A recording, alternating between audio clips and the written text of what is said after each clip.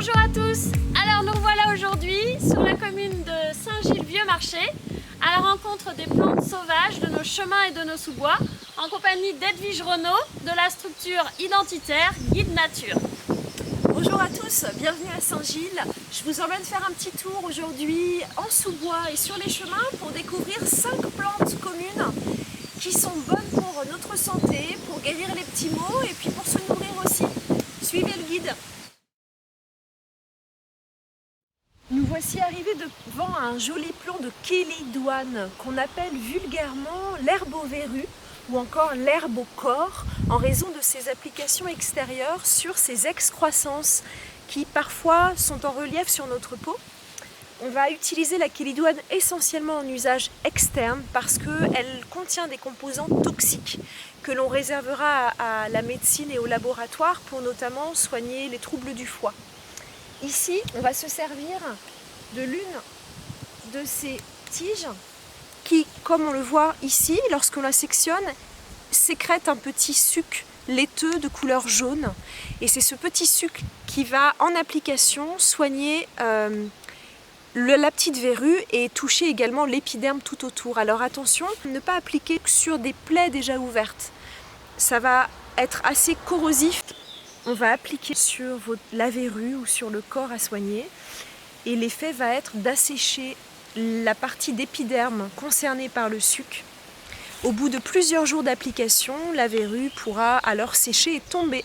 Il faut renouveler l'application chaque jour et ça fonctionne.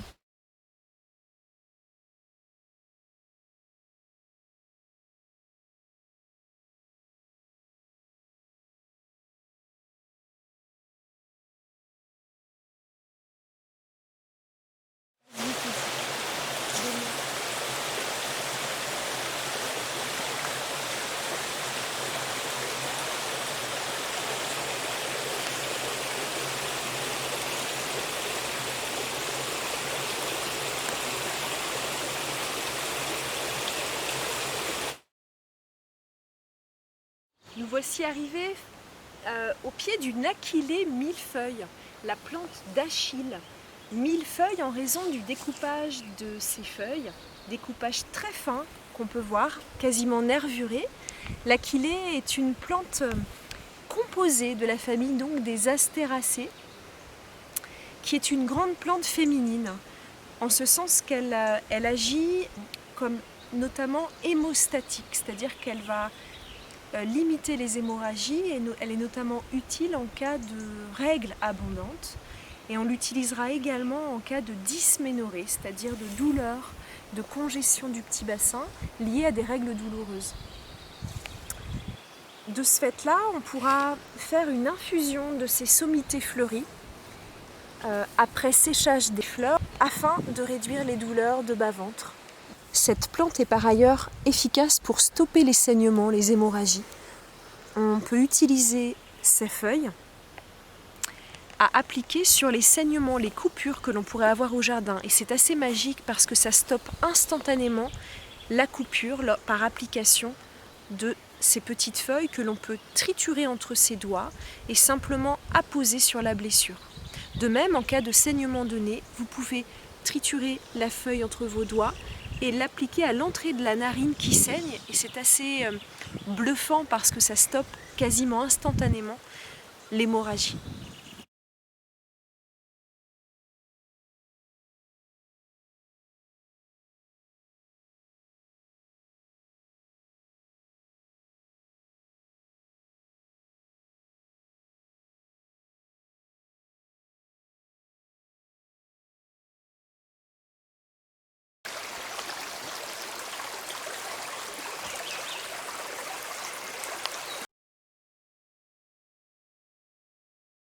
On va s'intéresser à la ronce, qui est une plante très commune, qui forme des haies un peu inextricables.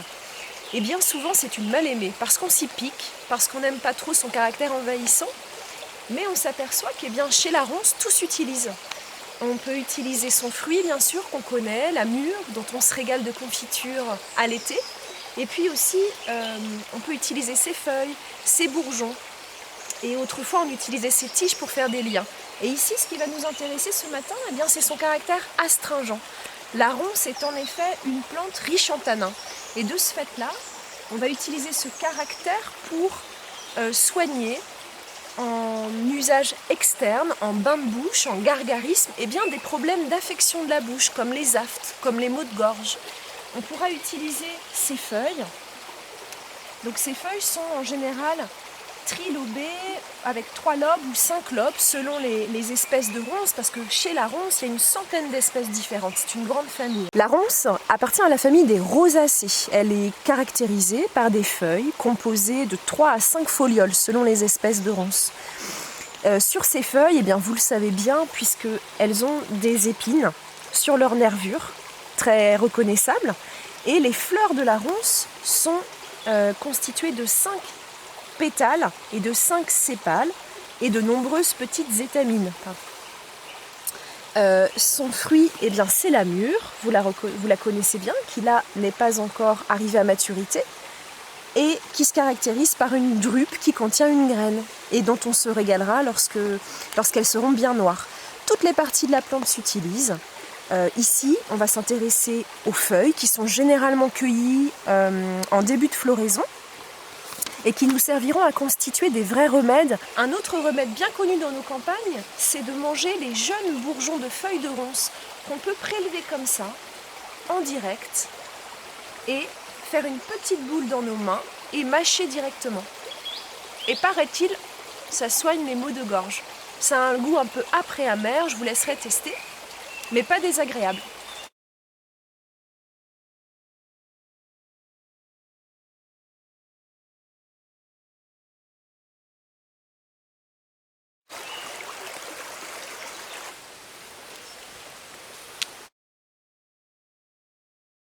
Voici le lierre terrestre, une petite plante dont les tiges sont couchées et qui porte des feuilles arrondies avec une petite échancrure et que l'on reconnaît lorsque l'on froisse une feuille entre ses doigts. Le parfum qui en ressort exhale un arôme un peu camphré, un peu mentholé. C'est la signature du lierre terrestre. Et ça nous indique aussi l'effet sur lequel elle peut agir de façon efficace. On parlera ici des affections pectorales, tout ce qui est bronchite par exemple. Elle sera excellente pour cette indication-là.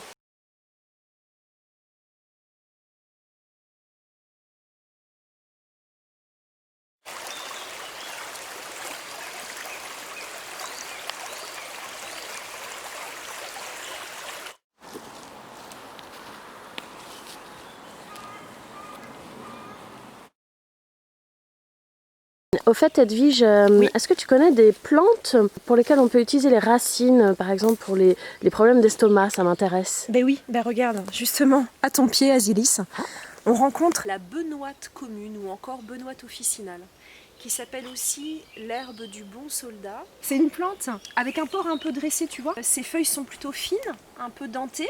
Les fruits de la benoîte sont reconnaissables parce que ce sont des akènes qui sont surmontés d'un style crochu, qui forment des petites boules fortement reconnaissables à distance. Et là on a la floraison, c'est super, il nous reste encore un petit peu la jolie petite fleur jaune, à ça on la reconnaît aussi.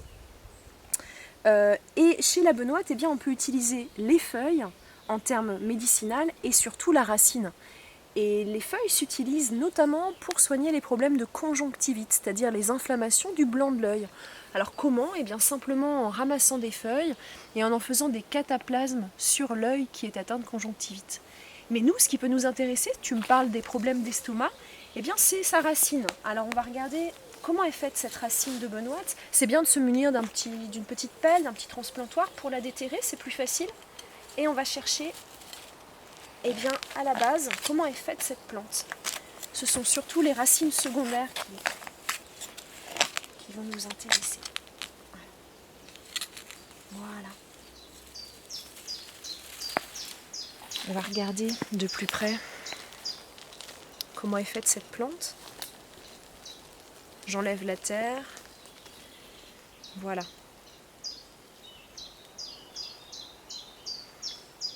Donc chez la benoîte, on va s'intéresser aux petites racines secondaires. C'est elles qui sont les plus riches, on va dire, en principe actif.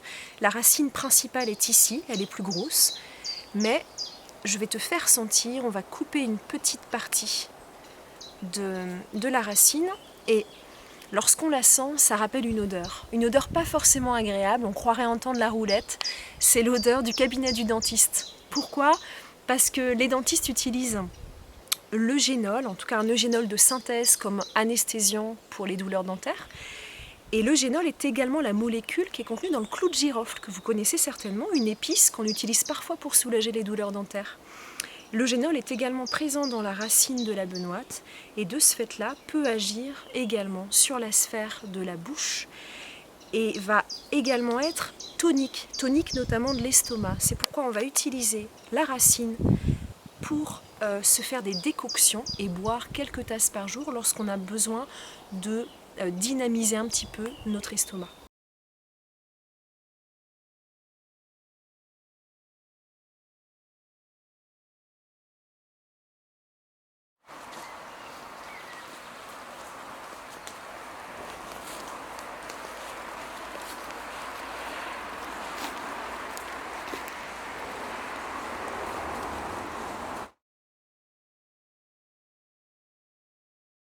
Nous voici arrivés devant une plante commune dans les sous-bois et en lisière de forêt, c'est l'épierre des bois, qu'on appelle aussi l'ortie des crapauds ou encore l'ortie puante. Alors pourquoi puante ? Parce que c'est en raison de l'odeur de ces feuilles qui, lorsqu'on les froisse, exhalent une odeur très forte. Mais à mesure que vous triturez la feuille entre vos doigts, un petit peu longtemps, vous allez sentir au fur et à mesure une agréable odeur de cèpe. C'est ce qui lui vaut notamment sa place en cuisine, puisque on peut cuisiner les feuilles d'épierre, les faire revenir, les relever, en faire une sauce qui nous rappellera le parfum des bois et de l'automne avec la bonne odeur des champignons. C'est une lamiacée reconnaissable notamment à sa tige en carré qui appartient à la grande famille des sauges, des menthes et qui est tout à fait douce. C'est une fausse ortie. Elle ne pique pas lorsque on la touche et elle est par ailleurs médicinale, notamment vulnéraire, c'est-à-dire qu'elle aide à la cicatrisation des blessures.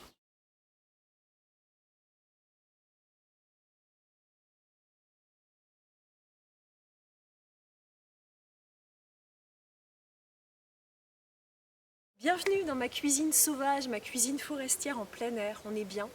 Et on va donner suite aux plantes qu'on a vues tout à l'heure en forêt et à leur préparation. Vous vous souvenez, on a vu tout à l'heure l'achillée millefeuille, dont on va utiliser les sommités fleuries séchées à raison de 30 grammes pour 1 litre d'eau. On va en faire une infusion qui sera bénéfique pour soigner les problèmes de crampes liés aux dysménorrhées, c'est-à-dire aux règles douloureuses. Et ça va aider à décontracter toute la zone du petit bassin. Alors, on verse 1 litre d'eau dans une casserole. On couvre et on allume et on laisse frémir. Lorsque c'est chaud, on va pouvoir verser ces fleurs dans l'eau qui a suffisamment frémi et laisser infuser à couvert pendant 5 minutes avant de filtrer ensuite dans une tasse. Nous avons rencontré la benoîte tout à l'heure dans la forêt et maintenant on va voir comment utiliser ses racines afin de préparer des décoctions qui seront bonnes pour fortifier l'estomac notamment et aussi pour aromatiser.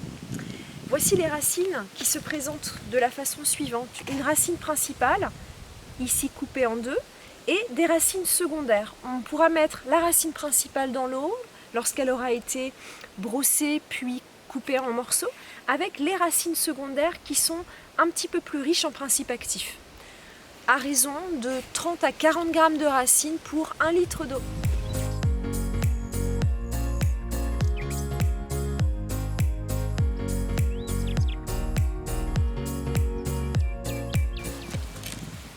Voilà, en petit, ce sont des racines très fines. Je vais mettre dans ma casserole. Donc, comme il s'agit d'une décoction, eh bien, les racines doivent cuire dans l'eau. On peut les mettre dans l'eau froide et laisser cuire ensuite longtemps, c'est-à-dire au bout de 10-15 minutes, éteindre la préparation.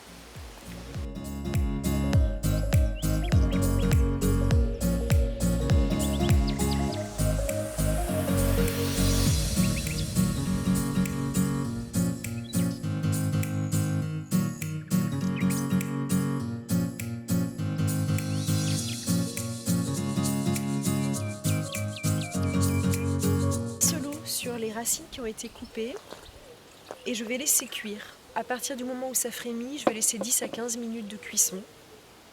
C'est le principe de la décoction. Là, c'est une partie dure de la plante, donc il faut laisser un certain temps. Et ensuite, je pourrai filtrer et boire une tasse de cette décoction pour me fortifier l'estomac et pour le rendre plus tonique. Voilà. Les feuilles de ronces, comme on l'a vu tout à l'heure, sont préconisées pour faire des gargarismes ou des bains de bouche. On va se servir pour ça de leur caractère astringent. Pour utiliser ces décoctions, il faut laisser sécher à plat des feuilles de ronces, puis les mettre dans une casserole à raison de 40 à 50 g de feuilles pour 1 litre d'eau et laisser frémir pendant 2 à 3 minutes à couvert. Au bout de ces 2 à 3 minutes de frémissement, on éteint et on laisse reposer une douzaine de minutes. Après quoi, on pourra filtrer la préparation et l'utiliser en bain de bouche jusqu'à 3 fois par jour en gargarisme afin d'apaiser les maux de gorge et les problèmes de gingivite.